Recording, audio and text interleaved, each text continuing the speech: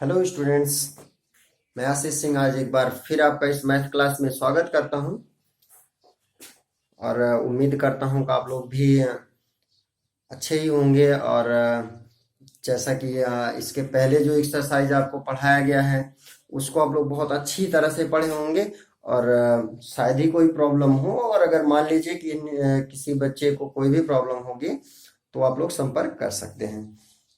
तो आज हम लोग देखेंगे कि एक्सरसाइज 3.3 का सेकंड नंबर क्वेश्चन, उसमें क्या करना है। फर्स्ट क्वेश्चन तो हम लोग सॉल्व कर चुके हैं और सेकंड क्वेश्चन देखते हैं अब हम लोग क्या करेंगे और उनमें क्या करना है। तो इसके पहले हम आप लोगों को कुछ कॉन्सेप्ट बताए थे, कुछ रूल्स बताए थे कि कब जो है कोई भी समीकरण का कोई एक हल होगा, कब उनके कोई हल नहीं होंगे और कब उनके अनंत हल होंगे। और इन्हीं के साथ साथ हम आपको बताए हैं कब वो संगत बनेंगे और कब असंगत बनेंगे। तो अब उनका उपयोग आज हम लोग करेंगे और बहुत ही इजी भी है, बहुत ही सरल है और आपको पढ़ने में बहुत ही आनंद आएगा। तो देखते हैं कि सेकंड क्वेश्चन में क्या कह रहा है। सेकंड क्वेश्चन कह रहा है कि अनुपात A1/A2, B1/B2 एंड C1/C2 की तुलना करके ज्ञात कीजिए कि निम्न समीकरण युग्म द्वारा निरूपित रेखाएं एक बिंदु पर प्रतिच्छेद करती हैं, समांतर हैं अथवा संपाती हैं। तो इनके लिए हम आपको बताए भी थे, बट एक बार फिर से रिकॉल करते हैं। फिगर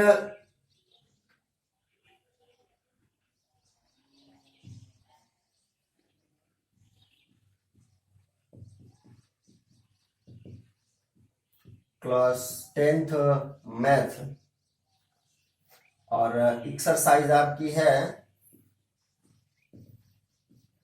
3.2, क्वेश्चन नंबर है 2। बट उसके पहले हम लोग थोड़ा सा रिकॉल करेंगे कि इसके पहले क्या पढ़े हैं। इसके पहले हम लोग पढ़े थे कि अगर A1/A2 B1/B2 का अनुपात बराबर ना हो, A1/A2 और B1/B2 का अनुपात बराबर ना हो तो ये रेखाएं प्रतिच्छेदी होती हैं, प्रतिच्छेदी रेखा होती है या प्रतिच्छेदी रेखा होंगी और तब ये संगत भी बनते हैं। इसी टाइम दोनों बता दे रहे हैं और ये संगत भी बनते हैं। और प्रतिच्छेदी के साथ साथ इनको ऐसा भी कहा जा सकता है कि इनके अद्वितीय हल हैं, यानी अगर वो प्रतिच्छेदी रेखा होगा तो उसका अद्वितीय हल होगा, मीन्स कोई एक ही हल बनता है। सेकंड आपको बताया गया था कि A1/A2 बराबर B1/B2 और ये बराबर ना हो C1/C2 तो रेखाएं समांतर होती हैं। रेखाएं कैसी होंगी? समांतर होंगी और ये असंगत बनेंगे और तब इनका कोई हल नहीं होगा, कोई हल नहीं होगा। और तीसरा आपको बताया गया था कि A1/A2 बराबर B1/B2 बराबर C1/C2 और तब ये रेखाएं संपाती होंगी, संपाती, और तब ये संगत बनेंगे और इनके अनंत हल होंगे, अनंत अनेक हल होंगे, मीन्स अनंत हल होंगे। तो ये तीन आपको बताया गया था, इन्हीं तीन की बेस पे आपको सॉल्व करने के हैं। पहला है A1/A2 अगर बराबर नहीं है B1/B2 तो रेखाएं कैसी होंगी? प्रतिच्छेदी होंगी, संगत होंगी और इनके अद्वितीय हल होंगे। दूसरा है अगर A1/A2 बराबर B1/B2 और बराबर नहीं है C1/C2 तो रेखाएं समांतर होंगी, असंगत होंगी और उनके कोई हल नहीं होंगे। और थर्ड था A1/A2 बराबर B1/B2 और बराबर C1/C2 तो रेखाएं संपाती होंगी, संगत होंगी और इनके अनंत हल होंगे। तो इनके बेस पे देखिए हम लोग क्वेश्चन नंबर 2 सॉल्व करते हैं। क्वेश्चन नंबर 2 का फर्स्ट पार्ट देखिए। 2 का फर्स्ट है 5x - 4y + 8 = 0 और सेकेंड क्वेश्चन है 7x + 6y - 9 = 0। पहले तीन का तुलना कर लीजिए। और तुलना करते किससे हैं, a1x plus b1y plus c1 बराबर 0 तथा a2x plus b2y plus c2 बराबर 0 से तुलना करने पर। और जब इनका तुलना करेंगे तो a1 का वैल्यू देखिए 5, b1 का वैल्यू -4, c1 का वैल्यू 8 और यहाँ से a2 का वैल्यू हो जाएगा सेकंड इक्वेशन से दूसरे समीकरण से 7, b2 हो जाएगा 6 और c2 बराबर -9। अब इनका अनुपात निकालेंगे तो a1 अपान a2 ये 5, a2 का वैल्यू 7, b1 अपान b2 निकालेंगे तो b1 का वैल्यू -4, b2 का है 6, ये हो जाएगा -2/3। देखिए दोनों बराबर नहीं है तो लिखेंगे चूंकि a1 अपान a2 बराबर नहीं b1 अपान b2, तो इसमें अब बताना है कि रेखाएं पहला पूछा है आप प्रतिच्छेदी है, समांतर है कि समपाती है। तो पहले कंडीशन में क्या बनती है, प्रतिच्छेदी रेखाएं बनती हैं। तो चूंकि a1 अपान a2 बराबर नहीं b1 अपान b2, इसलिए रेखाएं प्रतिच्छेदी हैं, इसलिए रेखाएं प्रतिच्छेदी। सेकंड इसका देखते हैं, सेकंड इक्वेशन में क्या कहता है। सेकंड इक्वेशन है 9x plus 3y plus 12, 9x plus 3y plus 12 is equal to 0 और 18x plus 6y, 18x plus 6y plus 24 is equal to 0। अब इनमें बताइए, तो पहले तो तुलना करने पर यानी समीकरण से जब तुलना करेंगे तो a1 का मान 9, b1 का जो मान है वो कितना है 3, c1 कितना है 12। यहां से a2 इज इक्वल टू है 18, b2 इज इक्वल टू 6 और c2 इज इक्वल टू 24। अब हमको a1, b1, c1, a2, b2 और c2 मिल गए, तो अनुपात इनका निकालेंगे। a1 अपान a2 ये है 9/18, भाग कर देंगे तो आ जाएगा 1/2। b1 अपान b2 निकालेंगे, b1 का मान 3 और b2 का मान है 6 और भाग कर देंगे आ जाएगा 1/2। c1 अपान c2 निकालेंगे तो c1 का मान है 12 और c2 का मान है 24, भाग करेंगे तो ये भी आएगा 1/2, मीन्स 12 दूना 24, 3 दूना 6। अब देखेंगे कि तीनों बराबर आए हैं, यानी a1 अपान a2 बराबर b1 अपान b2 बराबर c1 अपान c2। चूंकि a1 अपान a2 बराबर b1 अपान b2 बराबर c1 अपान c2, इसलिए रेखाएं कैसी हैं, जब तीनों बराबर होते हैं तो कैसे बनते हैं, समपाती, इसलिए रेखाएं समपाती हैं। थर्ड नंबर है 6x minus 3y plus 10, 6x minus 3y plus 10 is equal to 0 और 2x minus y plus 9 is equal to दिया है 0 के। इनमें अब आपको बताना है कि ये रेखाएं प्रतिच्छेदी हैं, समांतर है या फिर समपाती। तो इनका भी तुलना करिए, तुलना करने पर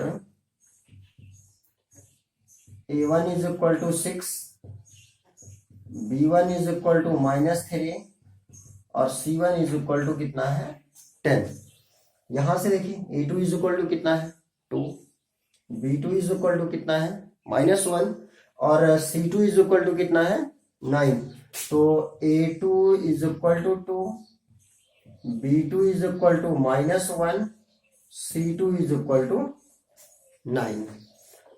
तो इनका अनुपात निकालेंगे, a1 upon a2, a1 upon a2 6/2 ये हो जाएगा 3, b1 अपान b2 निकालेंगे। देखिए b1 का वैल्यू -3 और b2 का वैल्यू है -1, तो माइनस माइनस कैंसिल होके बन जाएगा +3। और C1 अपान C2 निकालेंगे तो C1 का वैल्यू है 10, C2 का वैल्यू है 9। इनमें देखिए दो बराबर आए हैं, A1 अपान A2 B और B1 अपान B2 के वैल्यू जो है वो बराबर है, बट C1 अपान C2 के वैल्यू बराबर नहीं है। तो चूंकि A1 अपान A2 बराबर B1 अपान B2 और ये बराबर नहीं है C1 अपान C2, और इस कंडीशन पे रेखाएं कैसी बनती हैं, समांतर बनती हैं, लिख देंगे इसलिए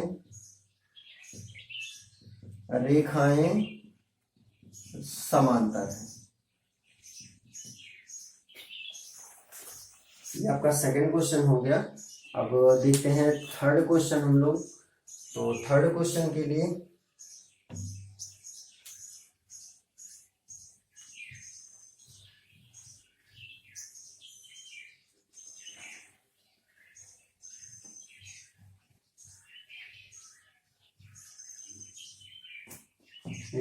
थर्ड क्वेश्चन देखते हैं। थर्ड क्वेश्चन में भी यही है, बस थोड़ा सा चेंजिंग है। थर्ड क्वेश्चन में कह रहा है कि आप बताइए, अभी तक आप लोग बताते थे कि प्रतिच्छेदी हैं कि समांतर हैं या फिर समपाती हैं। थर्ड क्वेश्चन में कह रहा है कि बताइए संगत है या फिर असंगत है।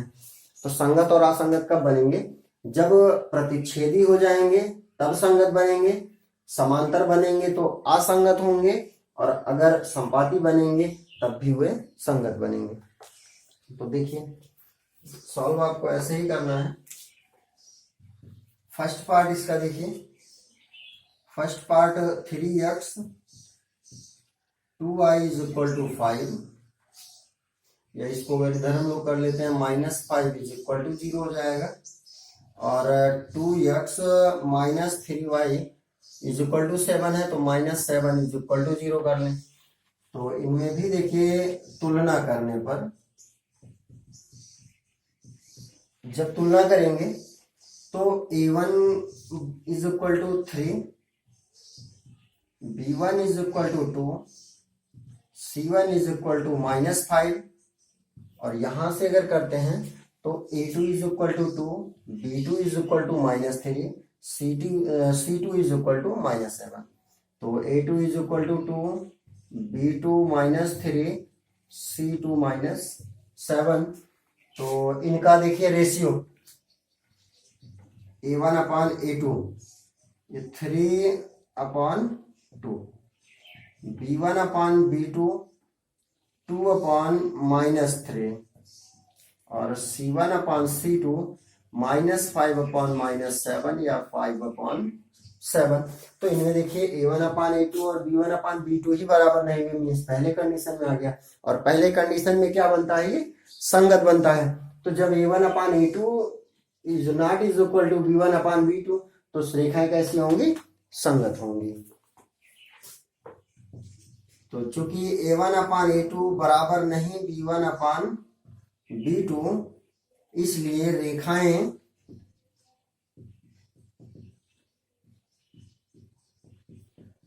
संगत है। ऐसे ही इनका सेकंड देख लीजिए। सेकंड पार्ट में कह रहा है 2x minus 3y is equal to 8, तो इधर पक्षांतर कर लें तो 2x minus 3y -8 is equal to 0 हो जाएगा, और दूसरा है 4x minus 6y is equal to 9, तो 9 का पक्षांतर इधर कर लेंगे, इधर 4x माइनस 6y माइनस 9 हो जाएगा, ये इज इक्वल टू 0।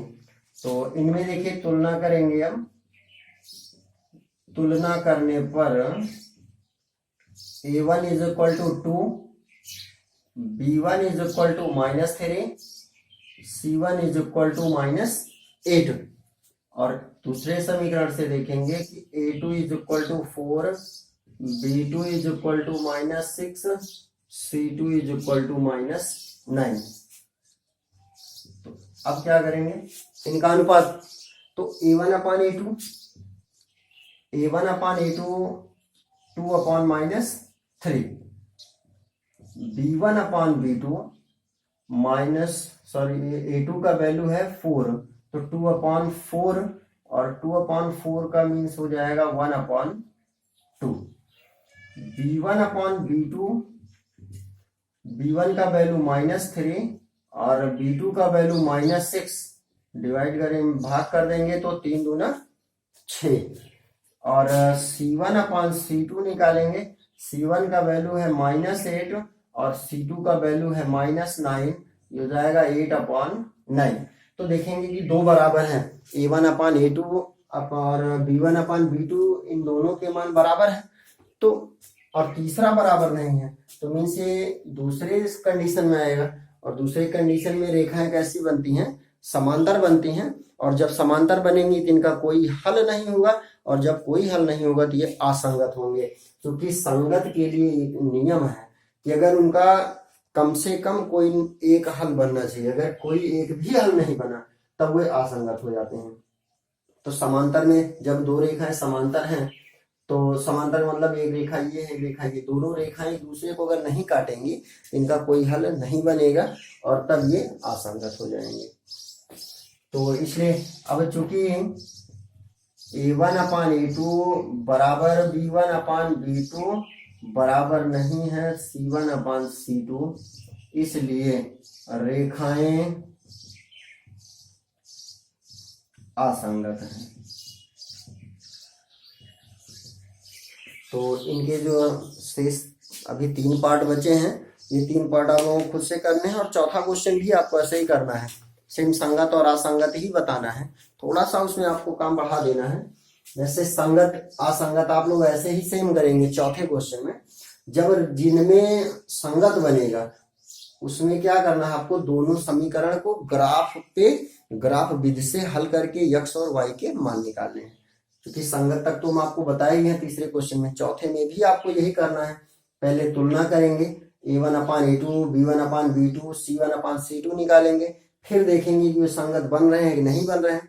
अगर संगत बन रहे हैं तो जिस समीकरण में संगत बनेगा उसमें क्या करेंगे, आप ग्राफ बना देंगे।